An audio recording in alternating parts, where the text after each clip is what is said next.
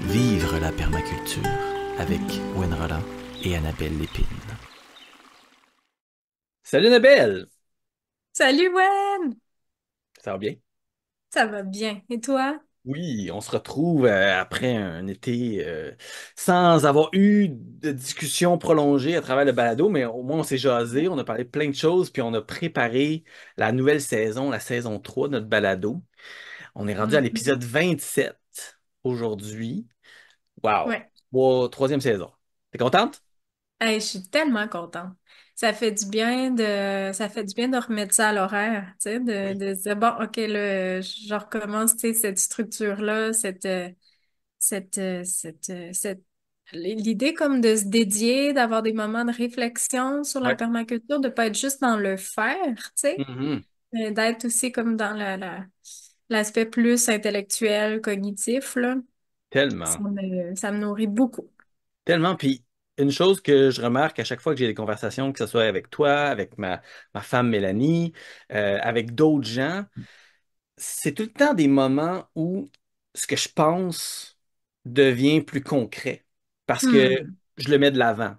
Ouais. J'en parle. Je m'assure que je dis pas trop de niaiseries, tu sais, dans ma tête. Hmm. Dans le fond, on vient concrétiser, tu sais, Ouais. nos pensées, nos idées. Je suis pas du genre, moi, personnellement, à travailler pendant 10 ans sur un projet secret. Tu sais. Au contraire, je pense que les plus grands succès, c'est en équipe avec d'autres gens, des gens Ouais. avec qui on peut jaser. Puis Mhm. cette saison qu'on a préparée, hein, on apprend avec le temps. Là, on s'est fait un petit peu plus de structure cette année. Ouais. On commence aujourd'hui avec un premier épisode avec notre thème technique. Donc aujourd'hui, on va parler d'eau. On va parler des multiples aspects de l'eau. Puis, comme c'est le cas en permaculture, on va partir du global en allant vers les détails. Ouais. Et l'idée de ça, moi, que j'ai proposé à travers les sujets que Annabelle elle avait fait une belle liste de sujets. Moi, je suis vraiment accroché sur l'eau en me disant, c'est quelque chose de tellement important, puis ça fait partie du mantra que j'enseigne depuis des années, eau, accès, structure. Je pense que ça t'avait quand même Mhm. marqué ça quand tu avais fait la formation avec moi, hein, Annabelle? Ouais, tout à fait. Puis tu sais, c'est vraiment un mantra. Tu sais, dans le sens où à chaque fois que tu penses à définir un nouveau projet général ou un nouvel élément de ton projet, c'est vraiment une phrase qui nous revient toujours en tête puis qui fait tout son sens. Tu sais, ou que tu comprends vraiment que si des gens l'ont pas Mhm. considéré, ou si Ah oui, nous-mêmes, parfois, on ça n'a pas paraît. considéré ce mantra-là, ben, nécessairement, on développe des erreurs de type 1. Fait Ouais, qu'on est dans des erreurs qui vont nous suivre longtemps sur le site ou dans le projet ou dans l'élément du projet. Fait que, ouais, on dirait qu'au fil du temps, ça fait déjà 7 ans que j'ai Mhm. entendu cette phrase-là la première fois, puis de plus en plus, ça s'ancre, tu sais, ça imprègne mes réflexions, j'y reviens continuellement. Superbe. Et pour justement, quand on parle de réflexion et quand on parle de tous ces processus, je voulais juste profiter du moment pour dire que ma formation, mon CDP, mon Ouais. cours complet en permaculture, la prochaine session, ça commence le 4 décembre. Donc, s'il y a des gens qui sont intéressés, euh, contactez-moi, allez sur mon site designécologique.ca. Ça va être super le fun. J'ai plein de nouvelles choses à vous présenter. J'ai de la nouvelle documentation que j'ai créée cet été. Ça va être super cool. Ça va être vraiment, vraiment, vraiment intéressant. C'est un bon moment l'hiver de se préparer. C'est un bon moment pour Mhm. penser à tout, de penser justement à l'eau, l'accès aux structures. Si vous faites un design, de penser à vos plantes, de penser à vos préparations pour les années qui s'en viennent. Et puis juste mentionner aussi, hein, en prévision, vu qu'on est dans cette idée-là d'être plus structuré, ben, on a déjà préparé notre prochain épisode. Notre prochain épisode, ça va être Mhm. un interview avec l'homme vivace qui est Dominique Lamontagne Mhm. qu'on aime, que j'aime beaucoup. J'ai écrit dans un de ses livres précédents, j'ai fait un article qui a été publié dans un de ses livres. Toi, Annabelle, je sais que tu as lu pas mal tout ce qui pouvait tomber sous la main. Oui, je suis une adepte aussi de la chaîne YouTube. Oui. Ben, en fait, de tout ce qui est sorti sur lui sur YouTube. J'adore Dominique. J'ai vraiment très, très hâte de discuter avec lui. Je me pince un peu pour Ouais, c'est le vrai de me fun, dire hein? que, waouh, on va avoir vraiment des invités de qualité cette année Ouais. sur le podcast. Fait que j'ai super hâte de rencontrer Dominique et les suivants. Ouais, ouais. Puisque dans le fond, si je fais du pouce, Wen, sur la structure, c'est ça, on a comme défini une petite structure là cette année de se dire, ben, il y a des épisodes qui vont être plutôt dédiés à des aspects techniques, comme Yeah. aujourd'hui, on va se parler spécifiquement de l'eau. Il y a des épisodes où on va inviter des gens, qu'on va jaser avec du monde qui nous inspire, qui ont eu des beaux succès, tu sais, qui ont des choses intéressantes à nous raconter. Puis, il y a des épisodes où on va aller plus dans l'expérience, dans l'inspiration, dans les principes de permaculture, dans les parallèles qu'on peut faire avec le monde des affaires et tout ça. Mhm. Fait qu'on on se donne ce défi-là, puis ce bonheur-là cette année d'aborder plein de choses différentes, mais surtout, la grande nouveauté, c'est d'intégrer des nouvelles personnes à Ouais. nos discussions puis à nos idées, tu sais. Tout à fait, tout à fait. Parce que le plaisir Mhm. qu'on a à discuter ensemble, ben on l'a quand on rencontre des personnes qui sont intéressantes autour de nous. Oui, Puis bon, ouais. ben Dominique, ça va être notre premier invité. Puis moi aussi, j'adore. J'ai visité sa ferme, je trouve ça le fun. En tout cas, vous allez voir, il va nous parler de son nouveau livre, évidemment, Vivace, qui vient de sortir. Mais nous, on veut en faire une belle discussion, on veut en faire, on veut mieux comprendre l'homme derrière l'histoire. Alors, Hmm. Ouais. on va jaser avec lui. Puis, il est rigolo. Il est rigolo, Dominique. On a toujours beaucoup de plaisir à discuter, moi et lui. Alors, je suis sûr que ça va être super le fun avec toi, Annabelle, aussi. Puis, Hey, je donc, vais ricaner, je pense. Je vais essayer de pas être trop groupie, mais c'est sûr que je vais ricaner. ah ben c'est bien correct, c'est bien correct. Je suis sûr que Dominique il est tellement facile d'approche, tellement le fun. Ça va être le fun, ça va être intéressant d'avoir son vécu, son expérience Ouais. à portée de nos questions. Mm. Puis dans le fond, notre structure, ben, c'est une structure qui est aussi pour aider les gens peut-être à trouver des fois les sujets comme aujourd'hui qu'on va parler d'eau. Ben, si vous vous intéressez à l'eau, ben, c'est un bon épisode à zoomer dessus. Puis les Ouais. épisodes qui vont être un peu plus éclatés, ben, ça va être un petit peu comme on a fait dans le passé où est-ce qu'on explore des sujets, on se Mm. promène d'un élément à l'autre, on fait des liens, des parallèles. On va parler justement à ces moments-là un peu plus d'entrepreneuriat. Quoique, ça ne veut pas dire qu'on ne va pas parler techniquement d'entrepreneuriat. Ça se peut qu'on ait, moi en tout cas, j'aimerais qu'on fasse un épisode vraiment sur l'entrepreneuriat régénérateur. Très spécifiquement, peut-être, Mm. Annabelle, tu me diras comment tu veux l'approcher, mais je pense que ça va être super le fun d'avoir ces trois thèmes, soit très spécifiques, soit très général, Ouais. technique, rencontre, discussion avec un invité, une invitée, puis après ça, ben, nos autres sujets parallèles qui reviennent tout le temps. Ça va être vraiment, vraiment le fun. Mm. Avec grand plaisir. Yeah! Fait qu'on lance ça, je suis vraiment contente d'être là. Alors, lançons-nous dans Mhm. l'exploration de l'eau. Mhm. L'eau. L'eau qui fait partie de ce mantra-là que j'ai mentionné, eau, accès, structure, où est-ce que on commence toujours par l'eau. On commence Mhm. toujours par l'eau. Et ça, j'ai pris ça de Jeff Lawton, qui partage ces idées-là depuis très, très, très longtemps, qui a fait beaucoup, beaucoup, beaucoup de projets et qui a démontré de façon évidente que l'eau, c'est vraiment l'aspect le plus important à considérer dès le début. On le voit aussi Mhm. avec Sepulzer. Sepulzer, tout son travail est basé Mhm. sur la gestion de l'eau à la base. Ouais. Donc, l'eau, c'est vraiment important. Puis l'eau, ben, ça commence par comprendre c'est quoi son rôle, c'est quoi ses cycles. Donc, d'un point de vue global, moi, je commence toujours par essayer de comprendre c'est quoi le cycle de l'eau dans mon site, dans ma région, dans mon pays. Ici, Mhm. on est dans un climat tempéré, froid. Donc, on a un cycle de l'eau qui est vraiment influencé par ça. Pendant l'hiver, ben, la neige s'accumule. Il y a beaucoup moins d'eau libre qui se promène, mais cette eau-là est libérée quand? Au printemps, lorsque la neige fond. Et une des stratégies qu'on met en place en considérant ce cycle-là, c'est d'être sûr, de s'assurer d'aller capter cette eau-là lorsqu'elle fond au début de l'année. Mhm. Toi, sur tes projets, Annabelle, euh, comment tu as vu le cycle de l'eau influencer un peu ta gestion de tes sites? Je te dirais, j'ai opté comme, tu sais, l'expérience, hein, ça Mhm. nous nourrit comme d'habitude. Il y a mon ancienne fermette où j'ai opté pour capter dès le départ. Tu sais, je me disais, moi, je vais être sûre au niveau sécurité là, d'en accumuler. Je savais qu'il n'y avait pas d'accumulation sur le site parce que j'avais fait ton PDC puis que j'avais été capable de faire mes analyses au Mhm. niveau satellite. Tu sais, j'étais capable de voir avec la topographie, tout ça, que Ouais. j'avais pas d'accumulation sur le site.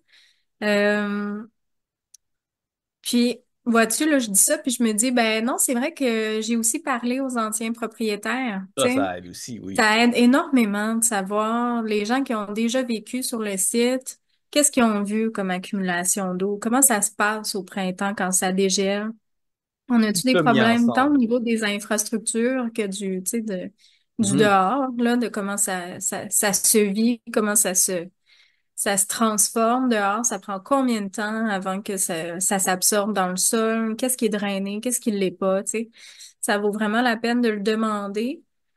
Fait que dans ce cas-là, ma première fermette, je savais qu'il n'y avait pas d'accumulation, fait que je suis allée dans le stockage directement, tu sais. Mhm. Euh, Versus le site où je suis ici, je suis avec un conjoint sur la terre qui a été voisin de cette terre-là depuis toute sa vie, puis ses parents aussi, tu sais. Fait que la connaissance sociale du site m'apporte la majorité de l'information, mais quand même, j'ai été à même de constater plusieurs choses qui n'avaient pas été dites juste de par le fait que les gens n'avaient pas le même usage que ce Mhm. que moi je veux en faire du site, tu sais. Oui, tout à fait. Oui, Fait ça a un impact de dire, OK, ben, ben, est-ce c'est qu'on ça. fait des grandes cultures versus un potager ou une Ouais. forêt nourricière? Pas le même Ou du contexte. package ou autre. Oui, Fait que, tu sais, on n'a exactement. pas les Oh, ben mêmes oui. besoins, puis on en reparlera plus tard, tu sais, de voir c'est quoi les éléments d'analyse, là, de tout ça. Mais c'est ça, dans ce cas-ci, ça a été plus de le vivre, franchement, tu sais, de passer à travers les différentes saisons, oui, en observant, mais tu me connais, je suis en action tout le temps quand Mhm. même, là. Fait que j'ai observé, puis il y a des choses qu'effectivement je vais modifier pour être sûre de pas tomber dans une vraie erreur de type 1, tu sais, où je me suis fiée à ah, ici, c'est pas trop humide, ici, c'est pas si pire, mais que finalement, je me dis, ben, c'est pas la fin du monde, mais c'est pas optimal. C'est pas comme ça que j'ai Mhm. envie de fonctionner. Fait que moi, je vais le modifier un peu. Fait que, tu sais, c'est un doux mélange entre euh, l'historique du lieu, les Ouais. observations, puis la vraie vie. Tu sais, comment on le vit pour vrai, le site au quotidien. Fait que c'est un mélange de tout ça. Puis là, tu sais, en ayant seulement deux printemps, mettons, à mon Mhm. actif, ben, c'est un échantillon de tout ce qui peut arriver. Parce que on me dit, moi, depuis que je suis ici, qu'il n'y a pas eu de neige cette année, tu sais, OK. comparé à d'habitude. Fait que, tu sais, en se disant que ça se peut que ça évolue aussi, tu sais, Mhm. Oui, oui. de saison en saison, notre répertoire, si je peux dire, d'informations, il évolue. Fait que ça fait partie du défi de se dire, ben, on est en observation constante, puis on va essayer d'anticiper le plus possible, mais il faut être prêt à s'ajuster, tu sais. Mhm. C'est sûr que quand on regarde le cycle de notre région, par exemple, moi, j'ai Ouais. des sites québécois web, des sites web québécois que j'aime beaucoup, c'est Agrométéo. Mhm. Agrométéo donne des cartes. Maintenant, la nouvelle version là, qui s'en vient dans pas très long, là, ça va être même des cartes interactives qu'on peut zoomer puis aller voir. Hmm. Mais Agrométéo, depuis des années, ça donne des cartes qui indiquent les températures maximales, minimales. Il y a Ouais. même statistiquement 80% du temps, 20% du temps. Comme ça, on est capable de s'assurer que, OK, ben, si j'ai tel type de culture, j'ai le maximum de chances de réussite dans tel endroit où est-ce que je m'installe. Ou si je suis à tel endroit, quel genre de culture peut fonctionner? Puis le Hmm. cycle de Ouais. l'eau aussi est là, les précipitations sont indiquées. Donc ça peut nous aider beaucoup. Ceux qui cherchent à la partie macro, le global, c'est important de Ouais. savoir c'est quoi Ouais. la quantité d'eau qu'on reçoit. Puis il y a aussi Environnement Canada qui a des statistiques qui est capable de nous dire la quantité d'eau autant sous forme de neige que sous forme de pluie. qui est disponible. Puis ça a un gros, gros impact. Si vous savez que vous avez une culture qui va avoir besoin d'eau, ben, déjà, si vous savez qu'il va y avoir de l'eau de disponible, ben, c'est bien parti. Puis après ça, ben, toutes les autres stratégies vont découler de là aussi, parce que si vous faites de la Mhm. captation, ben, la quantité d'eau que vous recevez avec les ondes de captation, un toit qu'on parlera tantôt plus tard, ben, c'est basé sur la quantité d'eau qu'on reçoit. Ouais, ouais, tout à fait, tout à Puis, fait. puis les bassins versants aussi, ça aussi, c'est au global. Quand on regarde du niveau global, c'est intéressant de voir c'est quoi notre bassin versant. On est-tu dans le haut de notre bassin versant, dans le bas du Hmm. bassin versant? Parce que plus on est bas, ben, plus on peut avoir accumulé de contaminants. Ouais, Hein? Puis plus il y a ouais. de gens qui font des ponctions potentiellement. J'ai vu qu'il y avait une grosse problématique dans l'ouest du Québec. Les agriculteurs, ils ne se partagent pas équitablement l'eau Hmm. qui circule sur les terres. Et puis ceux qui sont plus hauts ben, peuvent venir chercher l'eau plus rapidement, puis en laisse moins pour Hmm. ceux qui sont plus bas. Et donc, il y a Hmm. un paquet d'enjeux comme ça lorsqu'on regarde, lorsqu'on pense démarrer un projet, que ce soit une entreprise agricole ou que ce soit notre propre petit projet. La vision globale nous aide à mieux imaginer qu'est-ce qui est possible de faire et comment on va s'assurer un succès. S'il y a Ouais. des grosses chances d'avoir de la grêle dans votre région, ben, allez pas vous installer en maraîchage là. Ça, Hmm. Hmm. c'est à ça que ça sert d'avoir une vision globale, particulièrement pour l'eau, les précipitations et tout ça, là. Ouais, tout à fait. Je trouve ça vraiment intéressant ta notion de d'usage par différentes personnes, tu sais, différents projets ou euh, tu sais, il y a beaucoup de distinctions à faire entre, mettons, est-ce que les terres sont drainées en haut de nous autres versus, justement, est-ce qu'il y a de l'application de pesticides, herbicides? Est-ce que Mhm. l'eau s'accumule dans des lacs Ah oui. creusés, dans des étangs qui vont venir filtrer naturellement? Ou est-ce que, tu sais, est-ce que c'est lessivé? Est-ce que, tu sais, Oui, c'est puis ça plein peut, d'informations à savoir, là, effectivement. Puis il peut y avoir aussi beaucoup de particules en suspension. Tu sais, si c'est des champs, Mhm. si c'est des grandes cultures, puis il y a pas de bordure pour arrêter, permettre à ces sédiments-là de se déposer, ben, ça se retrouve dans l'eau, puis cette eau-là Ouais. ben, descend. Dans le fond, c'est de la terre perdue pour l'agriculteur, mais c'est aussi peut-être une source de contaminants si justement il y a Ouais. l'utilisation de pesticides ou d'engrais chimiques intensifs. Ben, peut-être que je ne veux pas ça sur mon terrain. Beaucoup de Ouais. nitrates, Ouais. par exemple, qui peuvent se retrouver Tout à dans fait. l'eau. Puis, tu sais, les agriculteurs peuvent faire de la ponction dans les cours d'eau jusqu'à un certain point. Donc, c'est vraiment la qualité de l'eau aussi peut avoir un impact Mhm. majeur sur la qualité de la culture par la suite. Puis, plein de petits problèmes peuvent arriver si la qualité de l'eau est basse ou s'il y a des contaminants. Ben, les végétaux vont le refléter. Puis, ben, je veux Ouais. dire, si c'est mon projet puis que j'y mange, ben, je veux manger les meilleurs aliments possibles. Si c'est pour la vente, Oui. je vais m'assurer de ne pas avoir de coliformes fécaux, par exemple. S'il y a des toilettes qui se retrouvent Mhm. à sortir dans certains cours d'eau, c'est encore certains lacs, hein, il y a encore des gens qui envoient leurs égouts là, ce qui est un peu d'une autre époque, disons-le comme ça, pour être Mhm. respectueux. Mhm. Donc oui, la qualité de l'eau, puis ça, c'est vraiment le global. Souvent, les gens n'y pensent pas. Ils vont Mhm. pas regarder à l'extérieur de leur terrain. Puis ça, c'est une des choses en permaculture. On essaie de comprendre le contexte.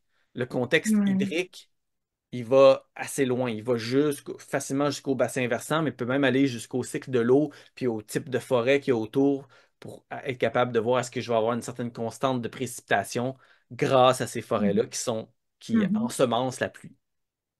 Mhm. Tout à fait.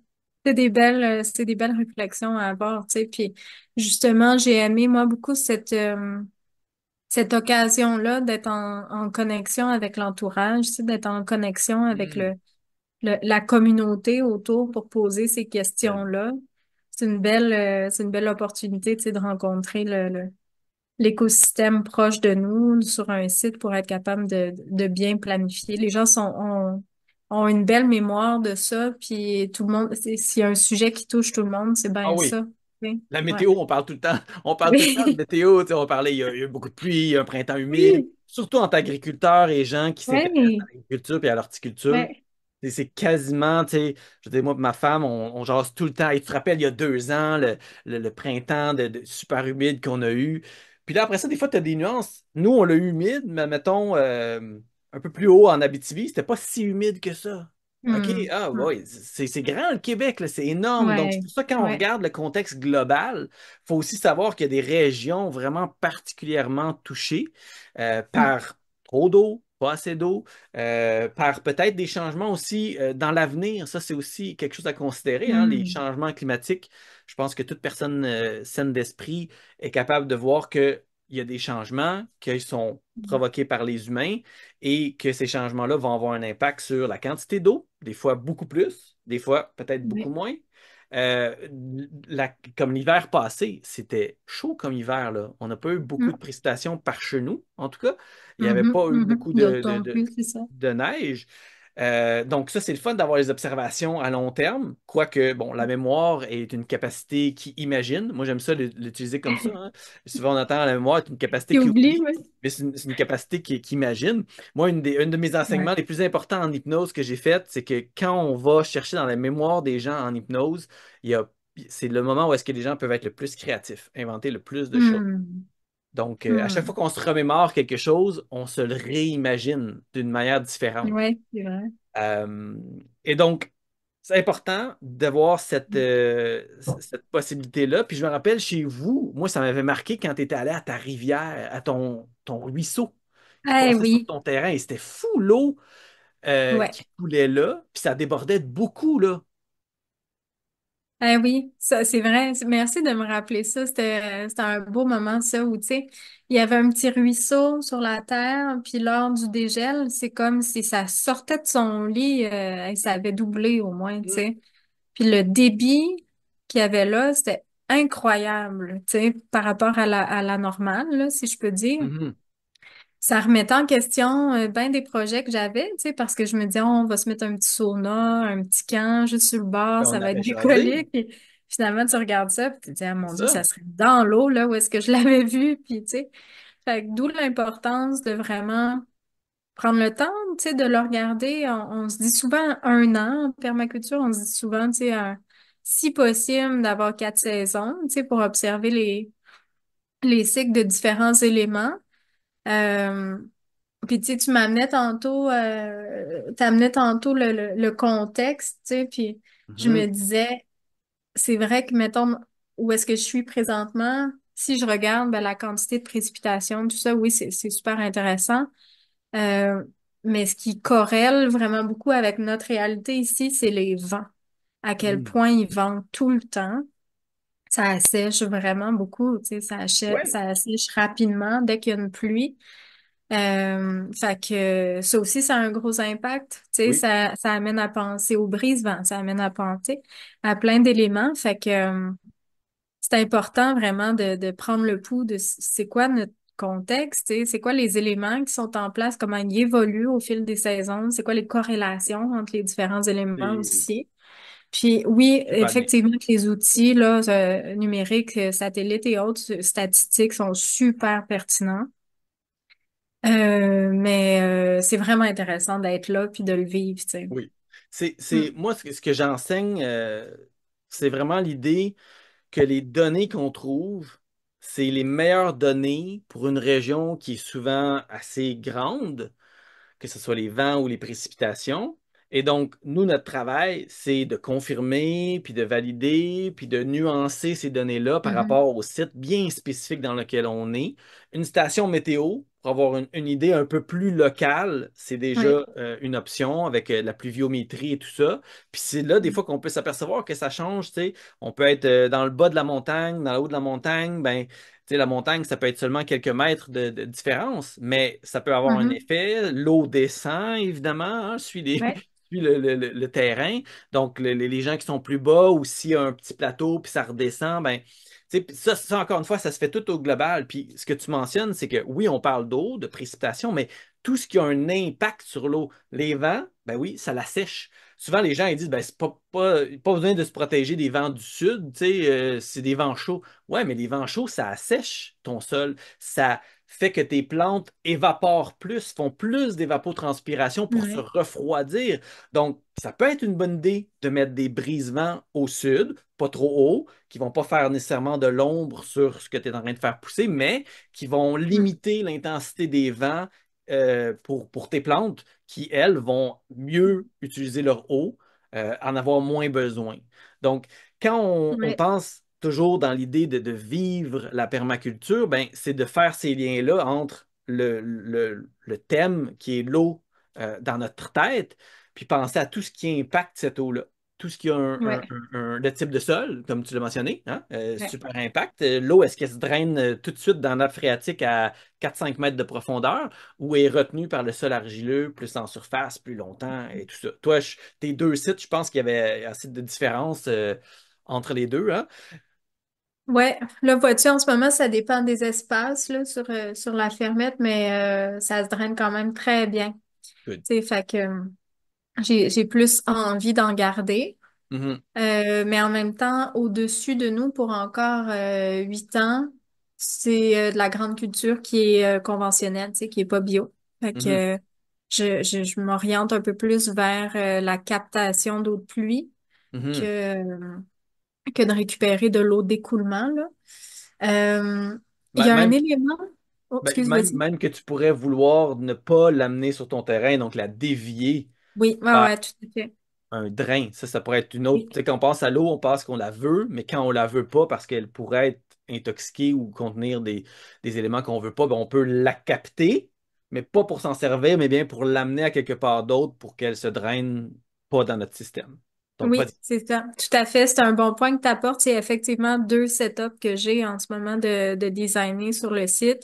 Un où on dévie l'eau Hum, pour être capable justement d'avoir des parcelles plus praticables parce que ça impacte l'accès justement. Puis euh, pour créer un écosystème aussi, moi, tu sais, je trouve ça vraiment intéressant de capter de l'eau pour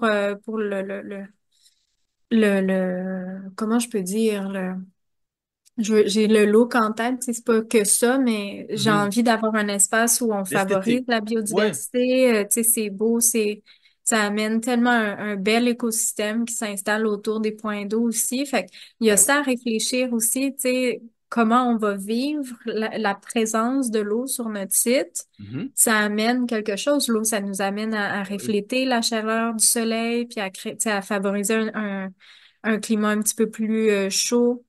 Ça amène plein de biodiversité. Mhm. C'est magnifique, tu sais, d'avoir des points d'eau sur une ferme. Fait que, Tout à puis fait. ça nous fait un backup si jamais on est en Mhm. sécheresse puis qu'on n'a pas l'eau nécessaire. Fait qu'il y a toute cette notion-là que j'aime réfléchir aussi. Tu sais, oui, on lit notre terrain, mais je trouve ça intéressant de lire, si on peut dire aussi, notre projet. Tu sais, comme Ouais, qu'est-ce qu'on va pouvoir faire avec cette eau-là? C'est quoi tout à fait. euh, nos besoins quotidiens, puis nos besoins sporadiques, si on peut dire, là, tu sais, dans une année. Fait que, par exemple, de réfléchir à ben, puis nos besoins à nous, mais à tous les éléments du site Mhm. aussi de notre projet. Ben Fait oui. que, nos animaux sont où? Ils ont besoin d'eau à quel endroit sur le site? Euh, comment on va fonctionner dans le quotidien avec nos besoins en eau, par exemple, pour aller laver nos légumes, pour oui, Mhm. irriguer. Tu sais, on pense souvent à l'irrigation, on pense à boire cette eau-là ou à l'utiliser pour faire pousser, mais on s'en sert pour plein, plein de choses, tu sais, pour Ben oui. nettoyer nos outils, pour justement, tu sais, rejoindre les animaux où ils sont sur le, Mhm. sur le Mhm. site. Puis, tu sais, quand on se parlait d'erreurs de type 1, ça a beau ne pas être des inondations, des sécheresses, c'est des éléments très, Ouais. très perturbants, mais c'est tellement difficile de gérer une tâche nécessitant un transport d'eau, nécessitant une gestion Mhm. de l'eau qui est pas optimale, tu sais, où on Ah prend ouais. beaucoup de temps là-dessus dans une journée, dans une semaine. C'est très lourd. C'est une charge mentale, c'est une charge physique, tu sais. Ça alourdit nos projets si on y réfléchit pas de la bonne manière. Puis, ça a beaucoup d'impact sur l'efficience, tu sais, de Ben comment oui. on investit notre temps, notre énergie dans un projet. Fait que quand on fait l'analyse de qu'est-ce qui se passe sur le site, ben c'est aussi intéressant de corréler avec ben, c'est quoi nos besoins, tu sais, Mhm. pour être capable de se demander par rapport à ce que je vois, ce que j'observe, ce qui est déjà présent, ce que la nature m'offre. euh, Qu'est-ce que je vais pouvoir utiliser pour travailler avec la nature? Tu sais, est-ce que je peux adapter mon positionnement stratégique de mes bâtiments, de mes, tu sais, Tout à fait. mes espaces de travail pour que j'aie pas beaucoup de transport d'eau, pour que j'aie pas de travaux à faire nécessairement coûteux pour dévier mon eau ou autre? Puis en même temps d'observer, ben, qu'est-ce qui est déjà en place naturellement Mhm. via la nature qui pourrait freiner, compliquer mes opérations, puis comment je peux éviter d'être dans le trouble ou de m'épuiser ou de, tu sais, Tout à d'être fait. mal Ben, pris avec la gestion de l'eau. Fait il y a tout l'aspect, la vraie vie, là, comment on vit notre terrain, comment on vit notre projet qui est à lire aussi, si on peut dire, mhm. dans notre analyse, qui est Ben, super intéressante et pertinente. Tu sais. si on a à intégrer un petit peu dans tous les éléments dont tu parles, c'est ça le processus de design. C'est cette Mhm. réflexion-là profonde de je lis le terrain, je lis la réalité du mieux que je peux. Puis ensuite, il faut que j'écrive aussi sur le terrain. C'est pas juste de la Mhm. lecture. On va mettre Ouais. quelque chose dedans. Puis ce quelque chose-là que je vais mettre, les efforts que je vais mettre à créer quelque chose sur le terrain doivent s'harmoniser avec ce qui est déjà là. Tu sais, Mhm. s'il y a une pente, ben, l'eau, ça remonte pas la pente naturellement. Mhm. Si mon eau, elle se retrouve à être trop basse, ben, il va falloir que je la remonte. C'est soit un camion, soit une pompe. Tout ça, ça prend de l'énergie. Tandis que si Ouais. je suis capable de capter l'eau plus haut sur mon terrain, par exemple, ben là, je peux utiliser la gravité. Donc là, ça, c'est faire preuve de réflexion et d'intelligence, ultimement, de dire, hey, je suis Ouais. capable de capter mon eau. Des fois, c'est pas possible, des fois, le terrain ne le permet pas. Mais c'est à ça que ça sert le processus de design, de bien lire. Ça, c'est la première partie, comprendre le contexte. Là, on parle de l'eau. Ben, l'eau, pourquoi c'est si important? Mais parce que justement, tu l'as dit, c'est pesant, c'est compliqué. Quand ça sort du tuyau, après ça, tu ne peux plus le remettre dans le tuyau. Il faut la Mhm. filtrer, il Mhm. faut la transformer. Donc, plus on peut la capter pure. Tu sais, les gens veulent capter l'eau de pluie. Ben, c'est une idée intéressante de capter l'eau de pluie. On la met dans un baril ou dans un contenant, mais il faut la filtrer un peu, cette eau-là. Là. On ne peut pas Ouais. mettre n'importe quoi dedans. Puis il faut la faire circuler parce que cette eau-là ne peut pas rester stagnante. Donc, il y a un paquet de stratégies qui viennent avec ça. Évidemment, tant qu'à moi, le meilleur endroit où mettre l'eau, c'est dans le sol. C'est là Mhm. où on en a besoin, dans un bassin, dans un. Tu sais, puis on parlait tantôt, tu sais, d'amener l'eau au bon endroit. Ben, P.A. Yeoman, qu'on voit dans le Ouais. CDP, puis qui est super inspirant, lui, c'était sa base de son design, c'était vraiment de dire, OK, ben, si on gère bien l'eau dès le début, en fonction de la topographie, hein, des pentes et tout ça, ben on va éviter les erreurs de type 1 qu'on mentionne depuis le début, qu'on devrait peut-être redéfinir, qui sont Oui, c'est comme vrai. tu l'as dit très rapidement, mais c'est les erreurs qui nous suivent tout au long de notre processus puis qui nous rendent la vie difficile, qui rendent Mhm. tout compliqué.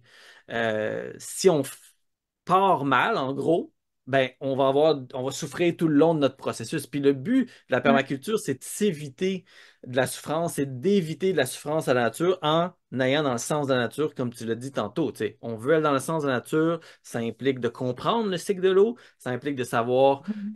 quand c'est un bon moment de la capter dans un bassin ou de la capter dans des fossés ou des sinous, des swales. Mhm. La captation d'eau sur le terrain, ben, un terrain plat, il y a des gens qui vont dire, ouais, mais il n'y a pas de pente, qu'est-ce que je fais avec l'eau? Ben, l'eau va rester là, puis tu peux la diriger où tu veux. Tu fais un fossé qui amène l'eau à quelque part, ben, il va se remplir, puis il va remplir l'endroit où est-ce qu'il se rend. Puis c'est super le fun, les terrains plats. Les terrains en pente, ben là, on a une dynamique qui nous guide. Des fois, ça nous aide, des fois, ça nous nuit. Mais Mhm. là, il faut la gérer aussi, cette dynamique-là. C'est-à-dire que si je fais des chemins dans le sens de la pente, ben, ils vont se transformer en rivière, ce que je ne veux pas nécessairement. Donc, l'eau, à ce moment-là, m'aide avec le prochain qu'on va parler, le prochain sujet technique qui va être l'accès. Donc, Oui. il y a tout le temps des liens à faire, évidemment, mais tout Ouais. ça, ça fait partie de nos réflexions. Stocker l'eau, où est-ce que je le stocke, de quelle manière je le stocke efficacement, puis où je suis, ça va avoir une grosse influence. Si je suis en ville, bien évidemment, l'eau, aussitôt qu'elle arrive sur mon terrain, si j'ai un petit terrain, bien, elle va quitter mon terrain. Souvent, Mm. ça s'en va directement aux égouts, hein. Ben, des gens Mhm. vont envoyer leur pluie de leur toit vers les égouts, vers la route et tout ça. Donc, en ville, ben, les opportunités qu'on a, c'est souvent de mettre ça en contenant, de mettre ça. Les petits barils, on s'entend que ça déborde super vite, là. Avec une bonne pluie, là, ça Ouais. déborde. Puis assurez-vous, une des erreurs que je vois souvent, c'est que les gens mettent leurs barils collés sur la maison. Mm. Mais quand ils débordent, ben, ça s'accumule à la base de la fondation. Puis là, on a un paquet de Ouais. problèmes. Donc, assurez-vous, si vous avez un baril qui ait un trop-plein, tout contenant, il faut qu'il y ait un trop-plein, puis que ce Ouais. trop-plein-là soit au moins égal au débit que vous allez ajouter. Donc, si vous avez une Mm. gouttière qui est grosse comme ça, ben, il faut que votre sortie puisse, puisse sortir cette quantité de là aussi et Ouais. l'amener Ouais. loin de votre fondation. Ça, c'est super prioritaire dans le design de ça. Ouais. C'est vraiment des éléments, tu sais, que t'es mieux d'analyser avant puis d'installer avant de vivre le problème, là. Fait que Oui. c'est Puis pertinent de le dire. C'est très technique, là, ce qu'on vous dit là aujourd'hui, mais c'est ça le puis but, le tu sais, but, c'est ça. c'est de Puis, vous puis, éduquer, tu sais, de vous apporter les éléments de connaissances nécessaires pour que votre projet se passe le mieux possible, tu sais. puis la quantité d'eau qu'on jasait au début, ben ça aussi, c'est super important parce que si j'ai Ouais. 566 millimètres de pluie, puis j'ai, je sais pas moi, 10 mètres carrés de toit, ben, je suis capable de calculer combien de pluie je vais avoir dans mon année Mhm. selon la Ouais. moyenne de précipitation. Je suis capable de dire, ben, avec cette quantité d'eau-là de pluie, en faisant dans le fond de la surface, on fait un volume. À Ouais. partir de ce volume-là, je suis capable de dire, ben, quand il y a une pluie, potentiellement, je pourrais avoir telle quantité d'eau de mon toit. Si j'ai une pluie de tant de millimètres pendant tant de temps, ben, je vais avoir cette quantité d'eau-là dans mon réservoir. Donc, oui, c'est pas pour rien que les barils débordent rapidement parce qu'il n'y a pas Ouais. beaucoup d'eau. Ensuite, on peut avoir des barils qui sont en séquence, on peut avoir des différents types de contenants, mais ça, c'est en ville, c'est pas mal la meilleure manière de s'assurer qu'on a une réserve si on n'a pas la possibilité d'avoir un bassin. Et il faut Ouais. juste se rappeler que la saison, hein, l'hiver, ben, il faut vider tout ça. On ne peut pas Mhm. garder. Donc, il faut avoir dans notre système de captation, il faut s'assurer qu'on a un genre de switch, un genre d'interrupteur qui nous permet d'envoyer l'eau vers une gouttière qui va le Clocher. sortir vers l'extérieur, parce que s'il y a un petit peu de fonte des neiges, s'il y a un hiver un peu plus chaud, puis que votre baril se remplit, ben ça se peut qu'après ça, quand ça regèle, tout craque.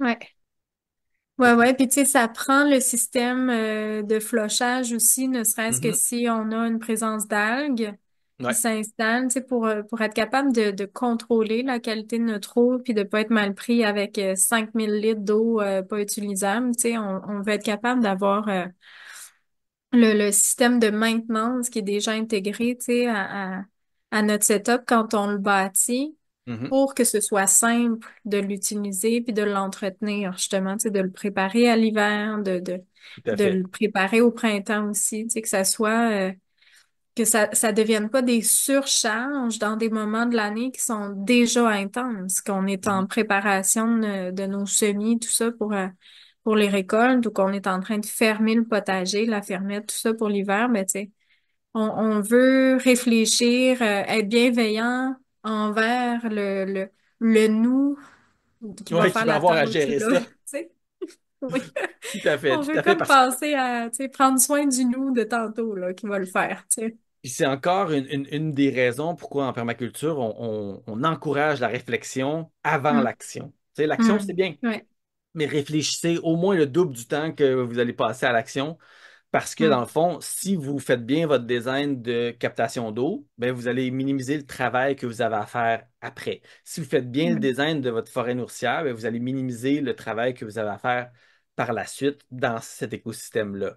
Donc, ouais, avec la gestion de l'eau, on peut aussi mettre des tanks souterraines. Là, on a mhm, moins de problèmes de gel, mais il y a quand même une gestion qui doit se faire. C'est les algues que tu as mentionnées tantôt, tout ça qui peut être géré quand on vous vend ces systèmes-là, parce qu'il y a des compagnies qui sont spécialisées là-dedans, ils vont vous donner un paquet d'opportunités là, de gérer ça. Et puis, évidemment, ben, l'eau, on parle beaucoup d'eau de pluie, d'eau qui vient des surfaces, mais il y a toutes nos eaux grises qui viennent mhm, des bâtiments Tantôt, tu as mentionné le Ouais. lavage des outils, le lavage des légumes. Ça, c'est des eaux Ouais. grises qui sont sales. Oui. Elles sont peut-être, il y a peut-être des particules, mais il n'y a pas d'excréments, il n'y a pas de rien de mauvais dedans. Donc, c'est de la bonne eau. Puis souvent, j'ai vu Oui. On des endroits pourrait où réutiliser. les gens lavaient leurs légumes, puis ça faisait un site qui était tout humide autour d'eux après. Tu sais. Donc, je suis allé dans un jardin collectif il y a quelques mois de ça, et puis les gens lavaient leurs légumes, puis là, il y avait comme une petite dalle où est-ce que les gens se tenaient pour laver, mais autrement, tout autour, c'était tout humide. Donc, tu sais, c'est le genre de Hmm. design qui peut être facilement amélioré quand on considère Ouais. l'eau, puis qu'on se dit, OK, ben l'eau, je n'ai besoin là, mais je veux pas qu'elle s'accumule là. Je veux qu'elle aille à quelque part Mhm. d'autre.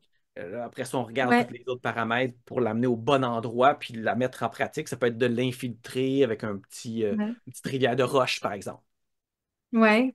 Tu sais, il y a le principe de ne pas produire de déchets, tu sais, Mhm. qui me vient en tête en ce moment où le c'est important de se demander, je trouve, comment valoriser nos ressources, tu sais, dans le sens où on est habitué, mettons, dans nos maisons, une fois qu'on l'a utilisé une fois, l'eau, le système est Mhm. ainsi fait que la plupart du temps, on la revoit plus, là, Oui, cette eau-là. Tu sais, ah oui. elle quitte comme si c'était un vrai déchet, mais c'est pas un déchet, tu sais. Puis Elle elle est est encore traitée. utilisable. Ça coûte Elle est d'argent de encore traiter. utilisable. C'est ça. Ben c'est ça, tu sais, ça pourrait très bien être un système où on réutilise cette eau-là, par exemple, pour aller arroser les vergers, aller, tu sais, c'est pas nécessairement une eau qu'on va donner à boire, mais ça vaut la peine de se demander qu'est-ce que je peux faire de plus avec cette ressource-là, parce que justement, on va se mettre tellement d'énergie puis d'effort à la capter. Si on fait juste rincer nos tomates qui ont pas vraiment de cochonnerie après, puis qu'on la gaspille après Mhm. comme si c'était un gros déchet, ben je trouve que notre effort est pas si bien réparti que Mhm. ça. Tu sais, on peut continuer l'effort en se disant bon ben si c'est pas une eau qui est souillée, je vais la réutiliser pour d'autres usages, arroser mes plates-bandes, mais tu sais Mhm. peu importe mais que on poursuive la réflexion, tu sais, qu'on Ouais. sorte du cadre un peu conventionnel où normalement dans nos villes avec les aqueducs et tout ça, on gère Mhm. rien de ça, mais c'est encore une ressource, tu sais. Ouais, ouais. On n'est pas en Arizona, mais quand même, si on peut capter l'eau puis l'infiltrer partout, puis ça nous mène à d'autres options qui sont, mettons, les jardins de pluie. Les Mhm. jardins de pluie, où est-ce qu'on canalise notre eau, puis c'est des zones un peu plus profondes dans le sol, Mm. où est-ce qu'il y a des plantes qui sont capables de tolérer un coup d'eau quand il y a une grosse pluie, puis qui vont Mm. être très heureuses, même s'il n'y a plus d'eau Ouais. après ça pendant un petit bout. Ça, on peut en mettre près de notre maison, bien évidemment pas trop près, parce qu'on ne veut pas être trop près de nos fondations, ça, faut le savoir. Mais aussi, on peut le mettre sur le bord de la route. On peut venir capter l'eau de la Mhm. route au lieu de l'envoyer dans les égouts, puis d'avoir à payer des taxes pour traiter cette eau-là, qui est Ouais. tout à fait encore acceptable. Peut-être qu'on n'avait pas dans notre jardin potager, là, au cas où il y a un petit peu de produits tu sais, qui sont accumulés sur la route. Mais on amène ça on la sort de la route, on l'amène vers un jardin qui, lui, va l'infiltrer, cette eau-là, la filtrer dans le sol, puis avoir une belle Mm. floraison à cet endroit-là. Super intéressant. Donc, ça aussi, c'est des stratégies le fun. Puis quand on se Oui. retrouve dans nos plantations, dans nos jardins, dans nos forêts nourricières et tout ça, ben là, comment on pense à l'eau? On pense à l'eau sous forme de la conserver ou la gérer. Tu as mis quelque chose dans notre document Ouais. de travail que je trouvais super intéressant, qui était faudrait voir la gestion de l'eau comme une source de revenus, tu sais, comme quelque chose qui est significatif. Parce que si on a mal géré l'eau, on peut perdre beaucoup d'argent. C'est de même Ben que je l'ai oui. compris. J'imagine que c'est ça que tu voulais dire. Oui, mais Entre autres. aussi que, ben oui, c'est ça, on peut perdre beaucoup d'argent parce qu'on peut perdre des revenus, mais on peut aussi devoir en investir beaucoup si on manque de sous, tu sais, si on manque d'eau, je veux dire. Mhm. J'ai eu le témoignage de quelqu'un dans le coin ici que son puits a été asséché, puis il n'y avait pas de système de captation. Une fermette avec plein d'animaux puis des grands jardins. Commencer à charrier de l'eau pour tout ça, là. C'est énormément de temps puis de dépenses d'argent, tu sais, pour une ressource qui est vraiment centrale. Ouais. Fait que je verrais la gestion de l'eau, moi, de manière aussi importante que la gestion de nos récoltes, tu sais, de notre production, en fait, tu sais, Oui, que oui, c'est ça, oui, oui, c'est tellement important que un va pas sans l'autre, tu sais. tout à fait. Ben, moi, j'aime Mm. beaucoup, j'ai beaucoup aimé ça quand j'ai lu ça. Je pense que j'ai pas dit exactement ce que tu avais marqué, c'est de mémoire, mais c'est un impact financier. que tu soulignais Ouais, par ça. Puis c'est un impact, tu sais, moi je dis toujours, la meilleure manière de faire de l'argent, c'est de ne pas la dépenser quand on n'a pas à la dépenser. ouais, Oui, c'est des fois, ça. il faut dépenser pour faire de l'argent, mais si on peut ne pas la dépenser sur des choses inutiles, donc là aussi, on essaie de la conserver, d'utiliser ce qu'on a besoin, puis d'être capable de la gérer de façon à ce que l'eau reste saine, puis qu'elle soit disponible lorsqu'on en a besoin. Capter l'eau lorsqu'elles font l'eau de pluie, ben c'est une bonne option, tu sais. Puis beaucoup de gens Mhm. ont découvert, ça fait, c'est sûr, là, ça fait quelques années qu'on a eu beaucoup de pluie, mais avant ça, l'autre situation, c'est qu'on avait eu comme 5 ans de sécheresse quand Ouais. même assez intense. Puis quand on parle de l'eau, ben, c'est aussi ça qui est important de comprendre, c'est qu'il faut être prête pour les deux extrêmes. Tu sais, souvent, en permaculture, on dit pailler, pailler, pailler, mettez du paillis. Oh, mais il y a des années que c'est mieux d'enlever votre paillis au printemps. S'il y a eu beaucoup Ouais. d'humidité, retirez le paillis. Moi, à Belleuil, la forêt nourricière que j'ai implantée là-bas, il a fallu qu'on enlève du paillis pour Hmm. que le sol s'assèche enfin, Hmm. parce qu'il y en avait Ouais. juste, tu sais, trop de pluie. C'était Ouais. insensé. Donc, les stratégies qu'on a, autant de pailler que d'ajouter du compost pour augmenter la capacité d'absorption du sol, hein, l'éponge que le sol Oui. représente, ben aussi le paillis. Le compost, c'est-à-dire, c'est aussi lorsqu'il y a trop d'eau, ben, ça permet quand même de rendre le sol un peu plus léger. Les racines ont Ouais. moins tendance à asphyxier dans un sol qui est bien en santé, ou est-ce qu'il y a des bactéries, ou est-ce que l'eau circule adéquatement, elle conserve ce qu'elle a besoin, ce qu'elle a moins besoin est drainé. Donc, il y a aussi ça qui est important. Puis, tu l'as Oui. mentionné, les haies brise-vent, autant pour minimiser les vents d'hiver qui peuvent tuer nos plantes ou nuire à nos cultures, puis nous faire payer du chauffage de fou pour notre maison, mais aussi qui peuvent assécher nos champs en été, qui peuvent nuire Mhm. aux cultures à ce niveau-là, puis les positionner adéquatement, de bien réfléchir où est-ce qu'ils vont aller, quel rôle ils vont jouer, ça peut avoir un impact important.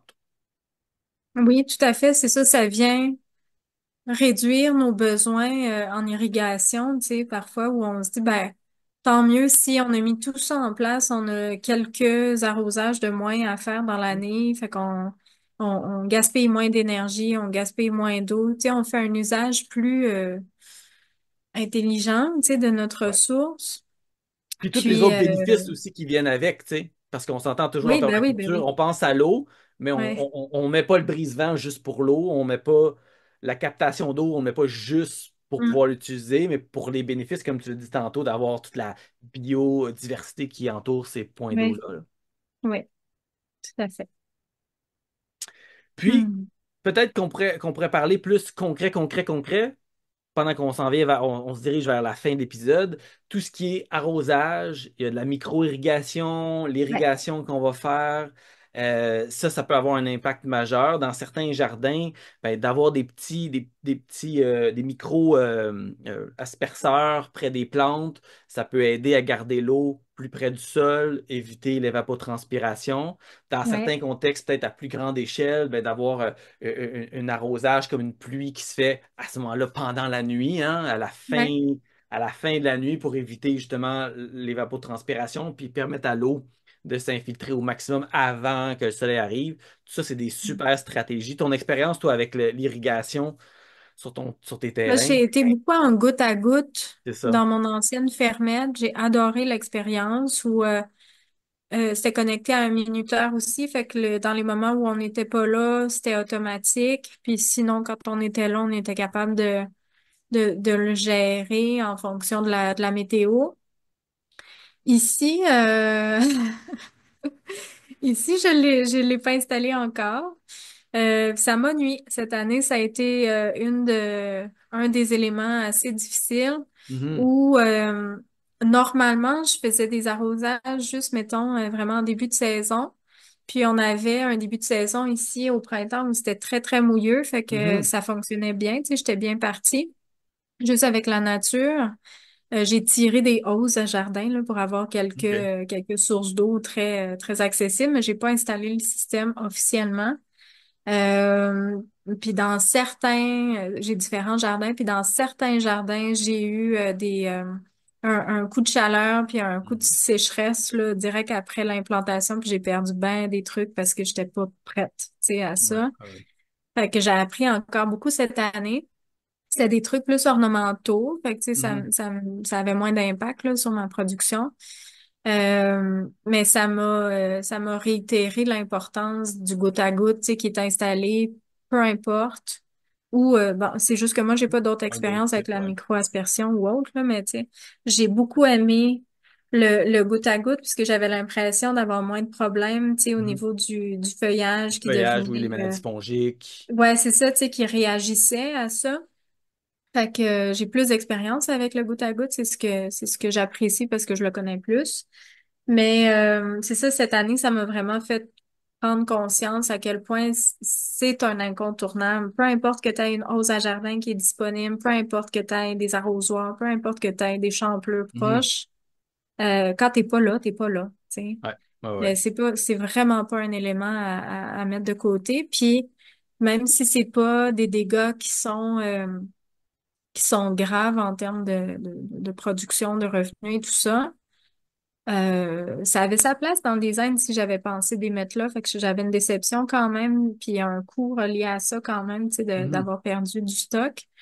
Fait que c'est ça. J'ai appris beaucoup, beaucoup cette année par rapport à ça.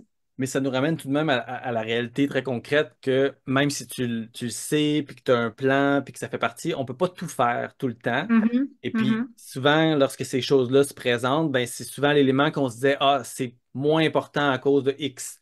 Comme toi, tu as dit, le printemps est humide, c'est confortable.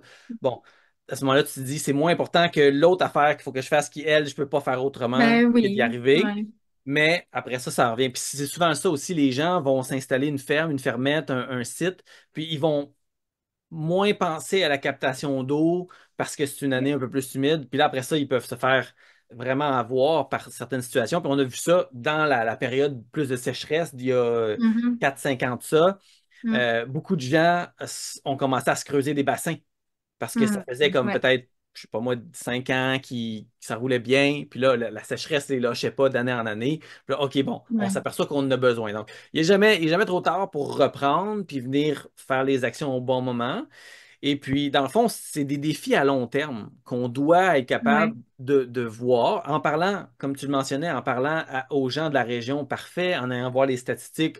On a une vision de base. On peut certainement prendre des décisions, mais après ça, c'est toujours la réalité qui gagne, hein? Toujours. mhm, Donc, notre mhm, réalité mhm. qui est elle aussi changeante, qui est en évolution, qui progresse à travers les saisons, les changements climatiques, les types de cultures. On a jasé un peu tantôt, tu sais. Moi, chez nous, j'ai presque plus de potager maintenant. J'avais des stratégies qui fonctionnaient bien, j'ai eu quand même eu des belles récoltes, mais en même temps, j'étais moins souvent là cette année. Donc, le Mhm, changement dans mon propre mode de vie a mené à, bon ben, garde, c'est pas grave, j'ai des amis qui ont des jardins, j'ai des bonnes sources d'aliments.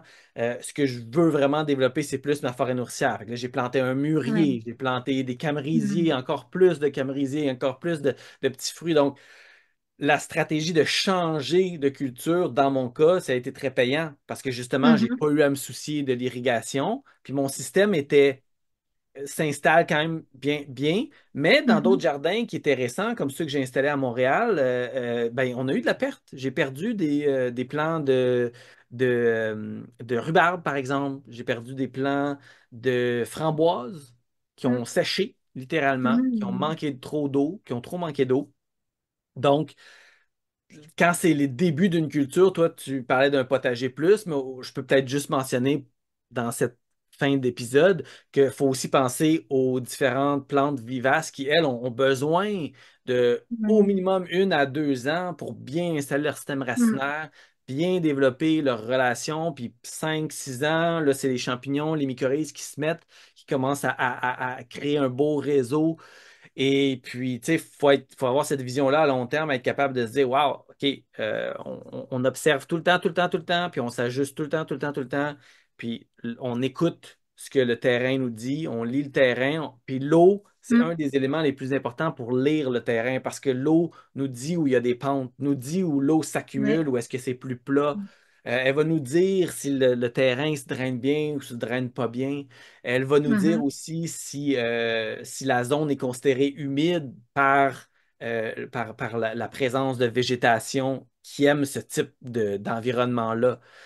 Des mousses, par exemple, qui prolifèrent dans ce type d'environnement-là. Donc, l'eau nous dit tellement de choses, puis une eau Ouais, qui est bien gênée, qui est bien gérée, ne sera pas gênée de nous servir. Elle va être là, elle va être présente, elle ouais. va être de qualité, puis elle va nous apporter beaucoup de bénéfices. Il faut mettre l'eau à notre service d'une certaine façon. Il faut lui permettre d'en faire le plus possible sur notre site pour nous aider, pour nous supporter, puis nous enlever du travail d'une certaine façon.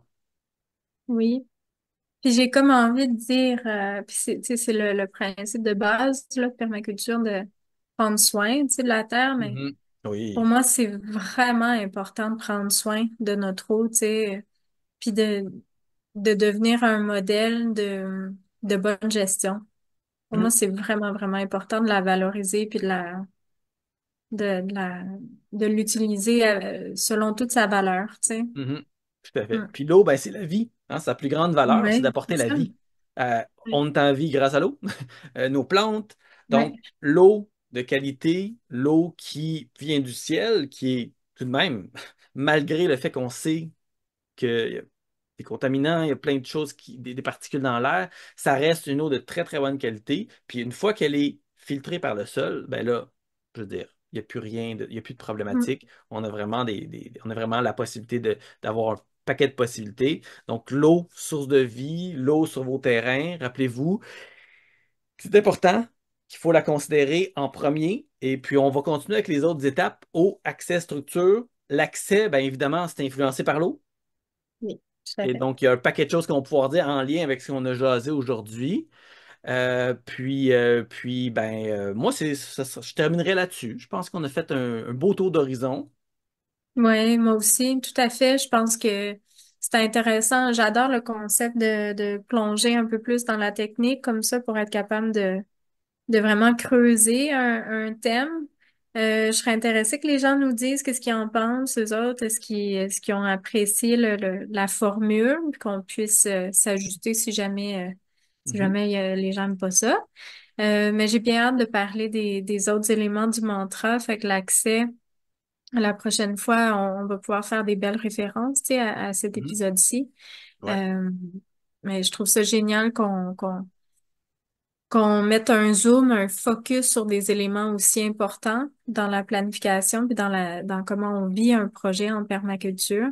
tout à fait. Ça, je pense que là, on donne du bon contenu. Tout à fait. Parce qu'à la base, le design que la permaculture propose, la manière de designer est vraiment ancrée sur le contexte. Et l'eau, c'est l'élément contextuel tu qui a une influence majeure. C'est vraiment ça à Mhm. la base de ce mantra-là. Et puis, si vous vous demandez, ben, qu'est-ce qu'ils vont jaser d'accès à un chemin, c'est un chemin, ben, où est-ce qu'il se Oh trouve le non! chemin, comment on le fait, comment il est influencé par les autres éléments, quel genre de chemin, Pourquoi? pourquoi, il y a tellement de choses, puis on va parler aussi de comment on peut aussi imaginer les animaux faisant partie de ces besoins, ils ont besoin de se déplacer sur le site, nous on a besoin de se déplacer, avec quoi on se déplace, par Ouais. rapport aux pentes, à la topographie, etc. Il y a tellement de choses à dire, ce ne sera pas ennuyeux, promis. Non, non, c'est sûr que non. Donc voilà, Merci, Wynn, pour ta merci à tête. toi. Oui. Puis pour le prochain épisode, on va avoir Dominique Lamontagne avec nous. J'ai bien hâte de jaser avec lui puis de justement voir comment il vit, lui, même si c'est pas un permaculteur, comment il vit avec ces principes-là qui nous Mhm. guident tous, toutes les personnes qui ont un peu cette volonté-là de travailler avec la nature. Je pense que on va se retrouver assez facilement dans nos philosophies. Et puis, juste vous rappeler, ben, hein, le balado, c'est des discussions. Fait que c'est sûr, si on n'a pas été dans aussi technique, peut-être qu'il y en a qui vont dire, ben là, vous n'êtes pas allé assez technique dans certaines choses. Ben, c'est aussi normal, là. Je veux dire, on n'est pas là pour expliquer exactement les petites choses, tous les petits détails. On est là pour discuter des sujets. Puis l'ultime but, c'est qu'après ça, si ça vous rend curieux, si ça vous intéresse, si ça vous fait réfléchir, ben après ça, c'est à vous d'y aller de l'avant, puis soyez Mhm. le héros de votre propre vie. Hein. Oui, certainement. Cool. Hmm. Je te dis bye bye, Annabelle, puis on se voit au prochain épisode. Salut, Wen. Merci Bye beaucoup. bye À bientôt, tout le monde. à tout le monde.